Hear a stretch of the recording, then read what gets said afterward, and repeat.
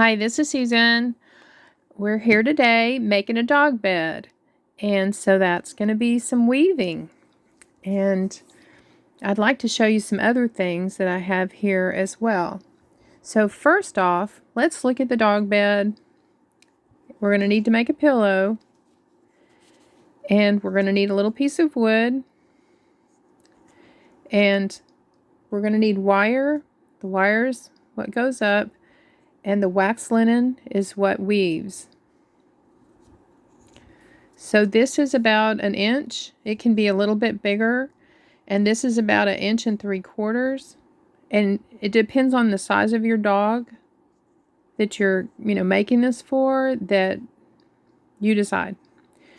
So the thing you need to remember is you're going to need an odd number of holes for the wire to be put into. So let me show you that. Here's our piece of wood. Here's what it looks like as you're working on it. And here's your waxed linen. And the reason it's waxed is it sticks. And that really helps you. So let me show you those things first. Now the waxed linen comes in all kinds of colors, from natural to colors for your baskets or beds. And I got these at Hobby Lobby. This is a turquoise. It's real pretty, and maroon. I got these many years ago. So this is a green. So look and see what colors your store has. And I'm using the dark brown just because my wire, the wires, here's the dark brown. And this is in the jewelry section. And it says on a string. So you go and look there first. But eBay will have all of this if you don't have a Hobby Lobby. And, your craft stores should have them. Okay, so here's this wire. This is floral wire. And it's silver wire that's wrapped with a cotton thread. And here's what the packaging said. It's 22 gauge. There's 20 pieces here. And this is dark brown. And my linen was dark brown, so that's what I went with. Now, because this is floral wire, I think it only comes in white, green, and brown.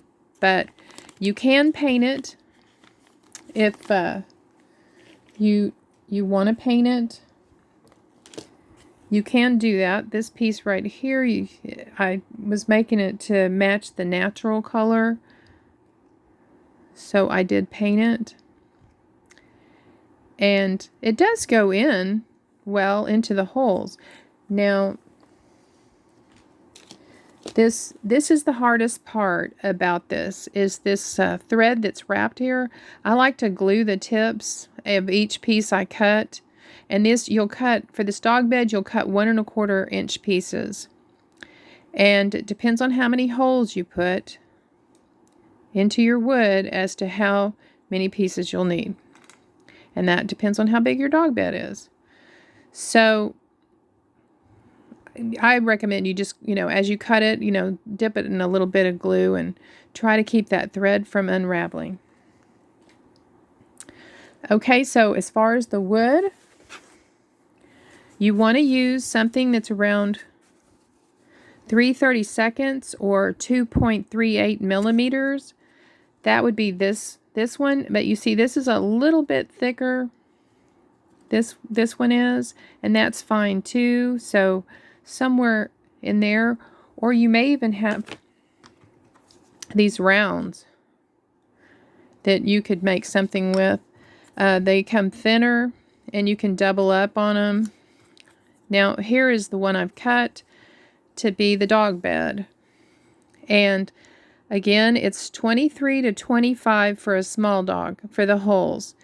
And when you're doing this, now let's discuss this break. You want this break in here. It makes it nice to see the little cushion as well as the dog would step up in it. So I'm going to show you how to make the break. But if you're lining up you want to line up holes right here that you're going to have between, about this. Let's see, let me show you on this one. See, I marked this. If you can see the tiny little marks right here and right here. So this is my break in here. So I have in this one, I've lined up where I have 3 holes that once I get to the top of the where I want to stop to start the break, because it doesn't start at the bottom. It's about 6 rotations, 6 to 8 rotations. Depends on the size of your bed. Now this one's just a little bit different from this one. I was just playing around with it. So you can see this one's lower. This one's about 8 rotations up before it breaks. So you might line up your holes so that you have, 2 to 3 holes in between where you're going to break. And when I show you the next thing, you'll understand. But remember, it has to be odd number of holes. Okay, so here we are back to this. Now you see what I'm talking about.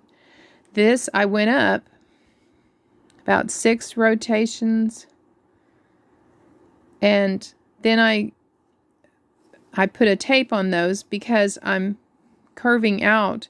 Let me show you. I stopped right here on the weave, and I need to pull it in between there. When you get to where you're not doing these anymore because you're doing the break, you can cut those out of the way.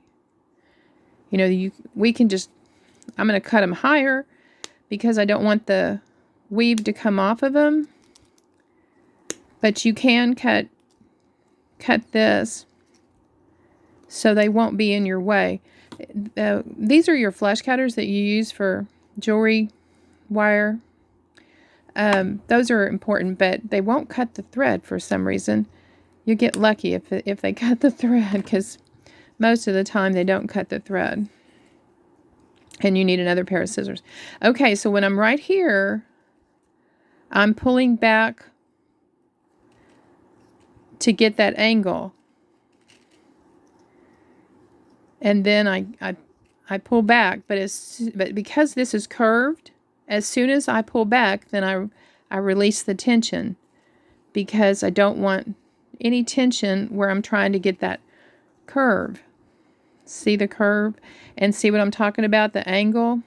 Now, you also go up so many rotations, and then you step back from this one. The same way you step back from this one, or these 3, you'll step back from this one before you finish. And if you don't get that right the first time, it really is not the end of the world. Once you get to the top, I'll show you the next step. You can kind of fix it. But so we're going around. Now it's really important you go slow. And the reason I say this is to learn this, it's kind of stressful. It's not as relaxing as some of the miniatures I've done. And until you get it, and you're sitting up straight and you're really looking, but you're trying to make sure that you're doing a figure 8. I guess that's what it's called. I didn't get, this was something I made up, so I don't have a name for any of this. But, it's over on one side, and then the next rotation it's on this side, and then it's over on that side, and then it's on this side. Whatever that's called in weaving. So you want it to be loose. You want to make sure that each time that you don't have 2 that are the same, that it's over on one side and back over on the other. Okay, so we're right here again where we've done the break. So I need to pull back on this a little bit. Now these are real fiddly, but the more rows you get, the more they are staying in place and not wiggling around as much. But it's real important that if they start pulling out of here where you've put your glue, put them into the wood with your glue, then you need to re-glue that piece and let it set for a minute. Okay, so I'm trying to get past that one. Okay, so here I'm pulling it down, pulling it a little bit, but now I'm going into the curve, so I've got to loosen up. Go back to loosening up Just make sure it stays at an angle. And then go back around and do the same thing on the other side. And when you've gone up about 8 rotations, 8 to 13, you can see on these 2 beds, let me see if you can see I realize with these being brown that it's hard to see things, but this one's about 8, and then I start skipping back. This one's 13 before I skip back. Now see the difference? There's a little bit of difference. This just comes up a little bit higher. Okay, well, I have them here. I want you to notice that there's a braid, a small braid right here, and there's a big braid around here that goes down into the break. Big braid, and I haven't put the small one on yet, but this is what it looks like without it. So it's up to you if you like it. And the big braid, the little braid is 3 single. This is about, let me see how big, 5 inches. This is 5 inches. Just a regular weave. Now this is 6 pieces. You're doing 2, 2, and 2. And when you're doing this, you want it to be flat. So you're doing them over each other, keeping those 2 together so that it goes flat and not round. So do it slowly and methodically, and you'll have 2, 2, and 2, so that it is big enough to cover your work on the top. And that's 7 inches. You could do it a little bit longer. Well, this is about maybe closer to 7.5. So, you know, more is better when you're first doing this. You know, you don't want to mess it up. Okay, so then we've gone all the way around. We get to the top, and then I like to take my tacky glue and dab in just a little bit of glue all around the top on both sides, just the tiniest bit. I'm talking just dabbing it on. And the reason for that is, I let it dry, is to make sure it's grabbing everything at that wire while I play around with getting this curved. I want to get it curved just right before I put this on. Now see, I started here. I tend to start here. It doesn't really matter if you want to connect them back here. If this is easier, do whichever works for you. And this is not a hard thing to make. And the wonderful thing about making this is you're learning 3 different things. You're learning just the art of weaving. You're learning how to do a break and this step back. And you're learning how to do the curve. So there you go. You didn't think you were learning anything. You learned 3 things. So let's finish this up right here. And you can see I've already just glued this. All I did was glue this on. And then you'll need to, sorry, I hit the camera. You'll need to take the burnt umber or whatever color matches what you're working on and do the thickness, the full thickness of the paint down in the bed, down in that bed, and on the underside and around before you put this little small braid on. Get down in there and dab around. And that's another reason to put a tiny bit of glue on the top here, is because you probably want to, you need to be putting your paint. Okay, sorry, I can't talk and glue at the same time. So you need to get the paintbrush down in there and paint that where this braid is going to go, right there. So this will all be sitting, and you don't want anything to come loose on this. And you kind of need to hold this. The braid will go flat because it's got the wax in it. And it'll hold itself, and that's the reason. I was trying to figure out the reason that we're told to use waxed linen or cotton and that's it. That's all I can figure is it's so it holds, because the wax will grip on other wax and it'll grip on itself. And that really comes in handy. Now, right now, but the thing is, this is so old, I noticed the wax is kind of white when I poke on it. And I thought it was glue on my fingers at first. And then I realized it's the wax. So the next thing I do after I finish setting this up and gluing everything is to take whatever color you're working with, and I'm working with brown, and this is burnt umber that's on here. Now I'm just going over this and going over this, but you get what I'm doing here. But I take some watered down, this is the folk art, and it was the closest I could come to the original color of the brown. It's kind of got a little bit of redness in it, but this is what I had. And I watered this down after I painted this with solid and, the full strength.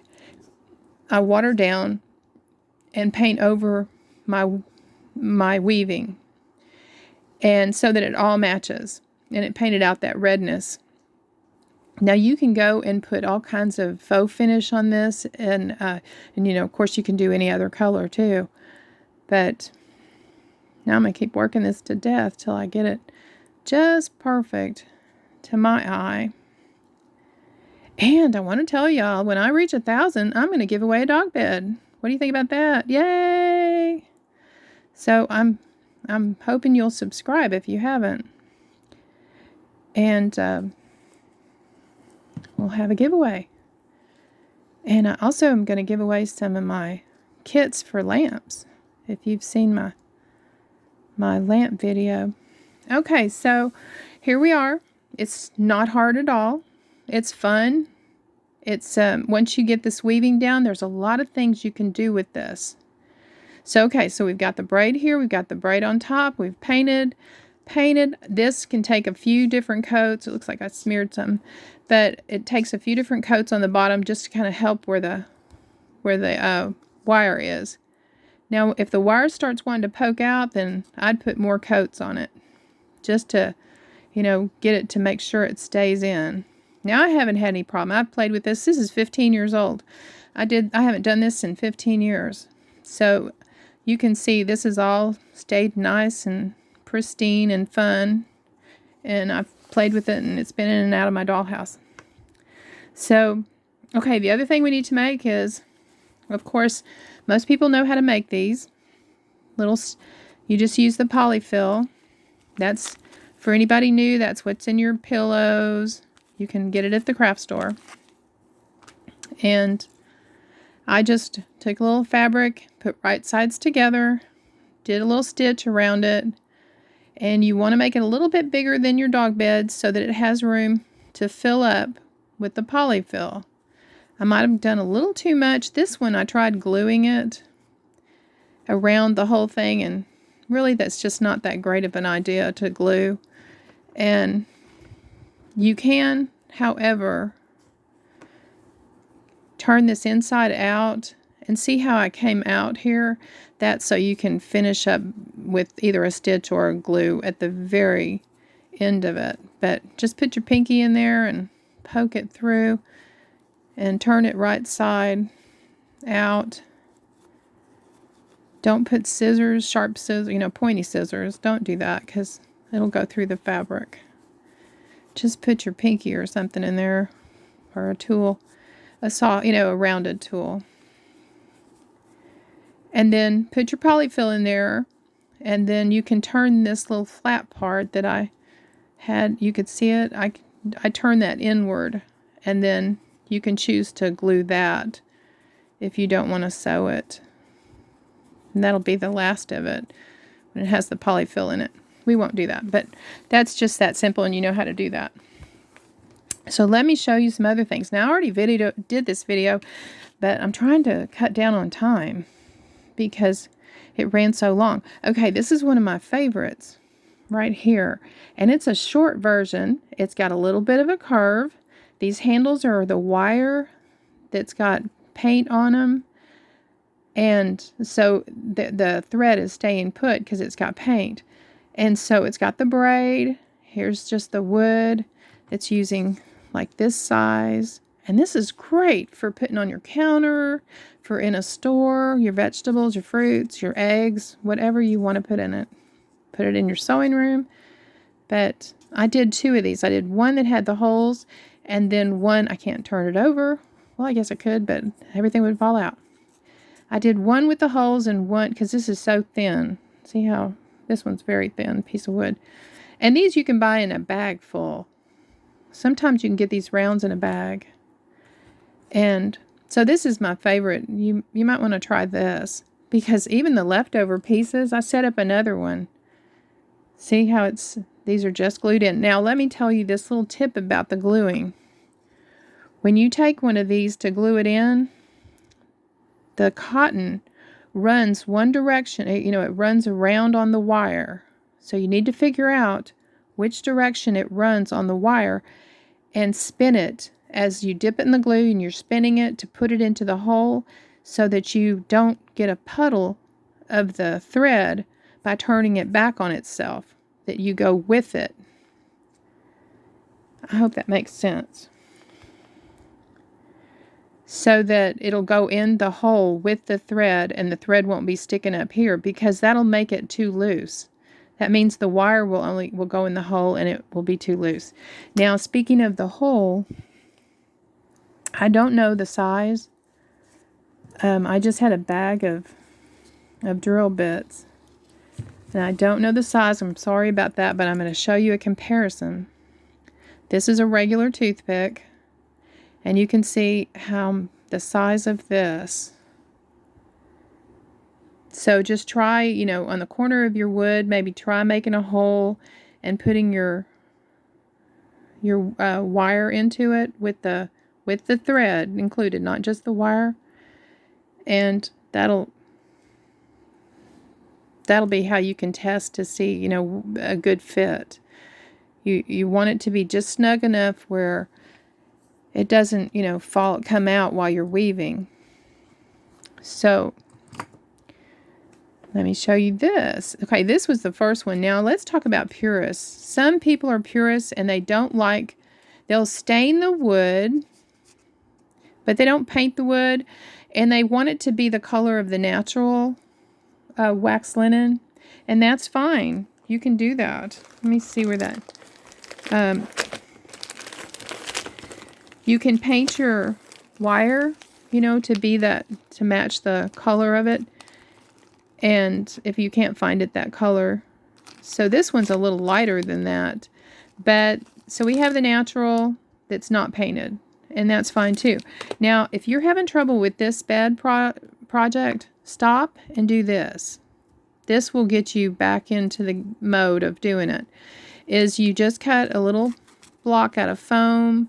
You could even make a foil piece if that will help you with your shape. I didn't have any trouble with my shape if you go slow. So if you are having trouble, then try it this way. You can also do a round, and that will be easy too. So this, you start out with a couple of rows without this, and then start fitting it in and leaving it there, and then go in and out and in and out, and then finish up, snip off what you have left over, and put your glue in place while you look at the shape of it. Make sure it's all, let the glue dry, and then re-glue the braid on the top. Now, I said you could do a round. Now, here's a round, and this is nice for putting your fruits and vegetables in, and that's a good project. Now, see, I used a flat paint on this and kind of distressed it to make it look kind of country or farmhouse. Put it in a country store or something like that. So this is a good project too. If you feel overwhelmed by the break in the dog bed, do this. You want to do something to get started, because you can do a sewing project, a little sewing box.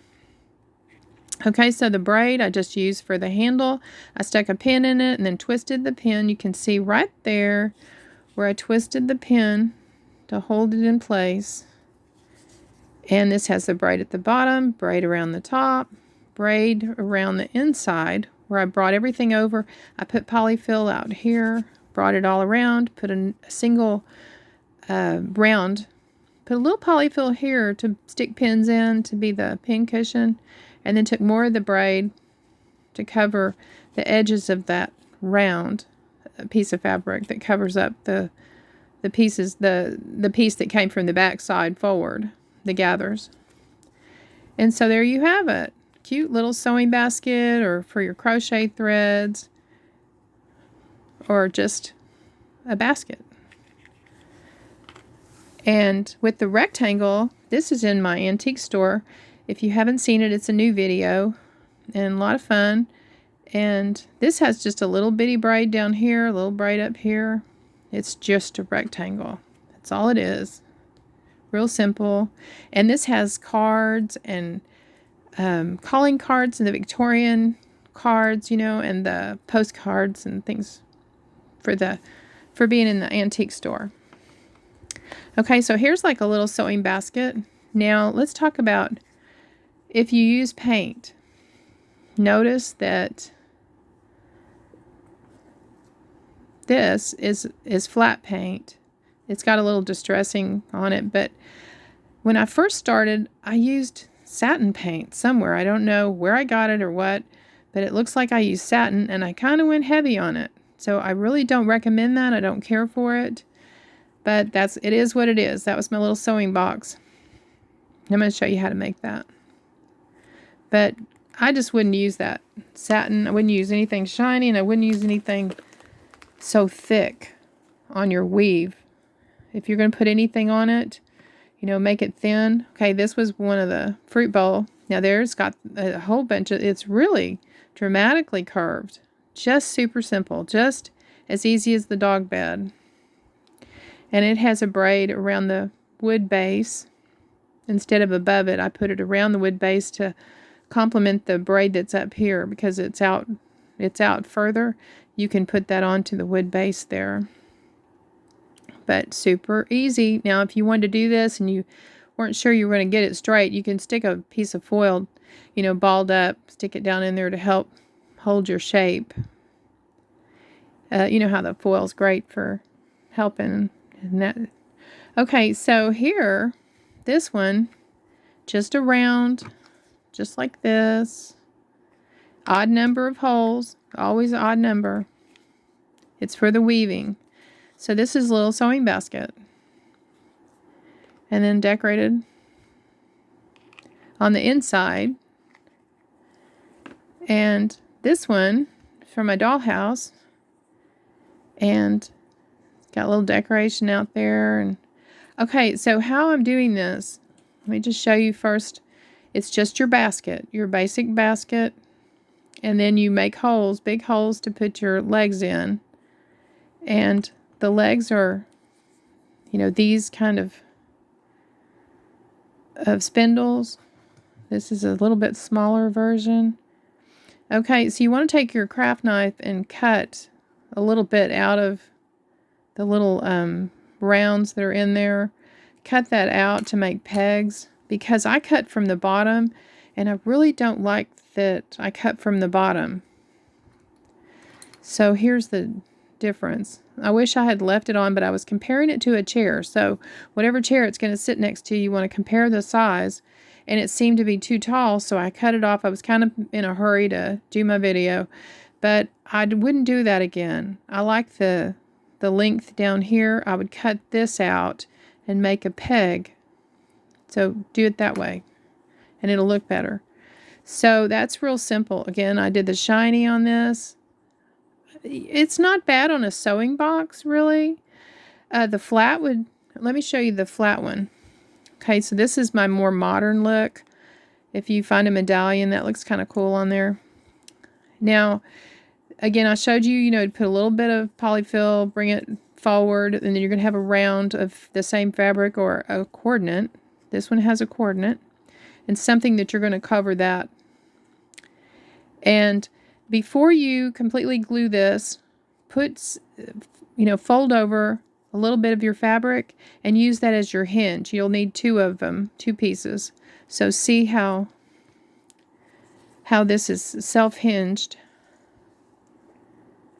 with the fabric. Oops. And then without the stuff in it, you can see I did a little bit of fabric folded over inside with a little round down in the bottom, but it's going to be full of stuff and covered up. But so you can put a little hinge on it if you'd like. Now this is flat. This is that burnt umber. So I don't mind that it's a little shiny in this particular project. I kind of like it better than the flat. But in the baskets and the dog bed, it really needs to be, you know, a flatter paint. Oops. See this one. Knocked it over. Now you can get real fancy. This is, I was learning tatting, so I made the little doily and then made the little flower. So you can get real fancy and put some lace in there with all your things. Now this I cut a little bit extra, but this kind of poofy right here, you'll just have to play with it and see what you like. You can put legs on them. You can put these little legs on the bottom as well. So you could do stain, or you can do paint, you can do faux finishes. Just remember, you have to have an odd number of holes, and whatever size you do, you can space them. It's about 1/8 of an inch spacing that I did on these. So to keep it in miniature looking, you want to keep the holes close together. And I think that's everything. So if you haven't subscribed, please do, and please hit the like button if you like this kind of a video. Please take a look at my videos. I'm new to YouTube and trying to grow my channel, so I really would appreciate if you subscribe. And please do come back and see me, because I'm going to try to make a table next, and I'll show you how that goes. And I hope you'll try this, because it was a lot of fun, and it really isn't hard at all. And then this opens you up to making a whole lot more things. Okay? So, thanks for viewing. We'll see you soon. Bye-bye.